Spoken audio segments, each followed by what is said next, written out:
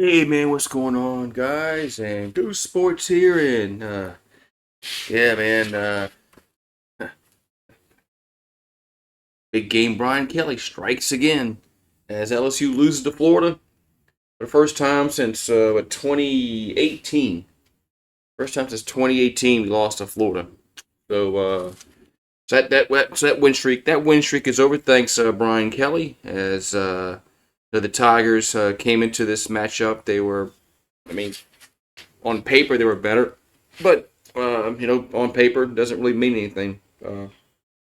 As they just get blown out again, and I'm just at this point, after three straight losses, after this ineptitude of mistake after mistake after mistake with this football team, as they lose 27-16, and we had one touchdown the whole freaking game, one touchdown. I was in the second quarter, and in the third quarter and the fourth quarter, we got outscored 17-6. So our offense, the LSU's offense has just been really, really bad the last several games. As we'll dive into this. Like I said, we scored one touchdown against Florida this past weekend. Now, if you go back when they played Alabama, they scored a garbage touchdown at the end against Alabama. So there's 8 quarters, and then you go back to Texas A&M, and in the last 2 quarters in that game, we scored only one touchdown. So we scored 3 touchdowns in 10 quarters of play. The last 10 quarters, LSU scored 3 touchdowns, and one of them was a garbage touchdown against Alabama, and which really didn't mean anything. And it's just, this team is not getting any better. They were getting better up until halftime of the Texas A&M game, when Texas A&M changed their quarterbacks and just changed the whole complexion of that football game, as they went out and blew LSU out. Then Jalen Milroe came in into Baton Rouge. We couldn't stop him. I think he's still running the football.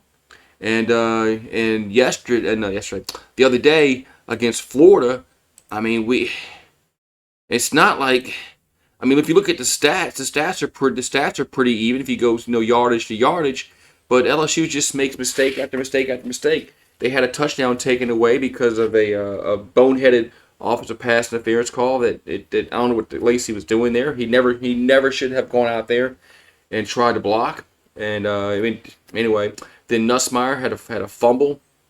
Nussmeier fumbled, and then our lineman picked it up, and he fumbled.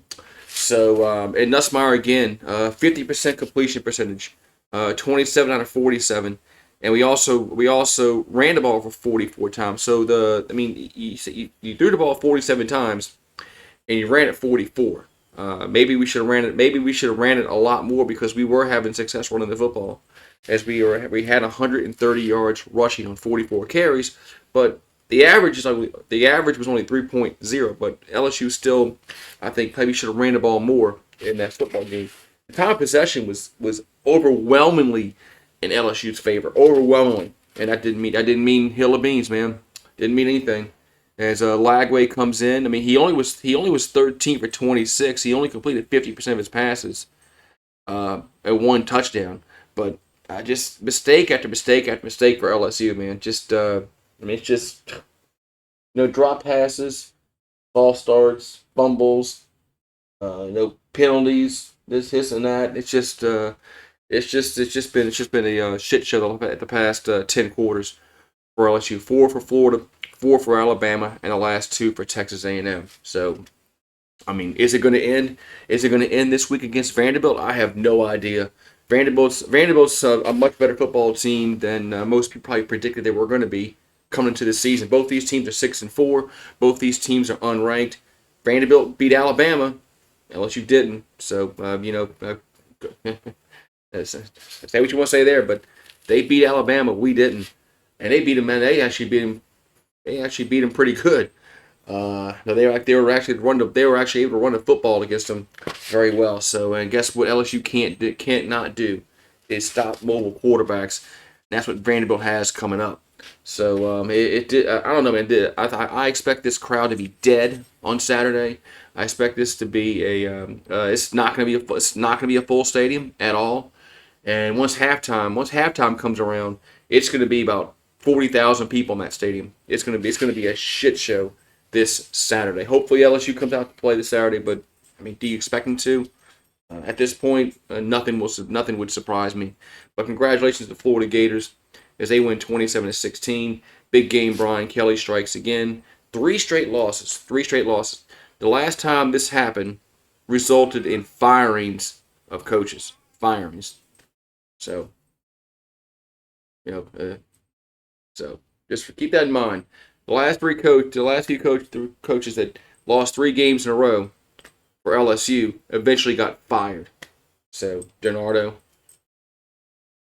Les Miles, Ed Ogeron. So not saying he's getting fired. I'm just saying. Have a good one, and I guess we'll see you next time.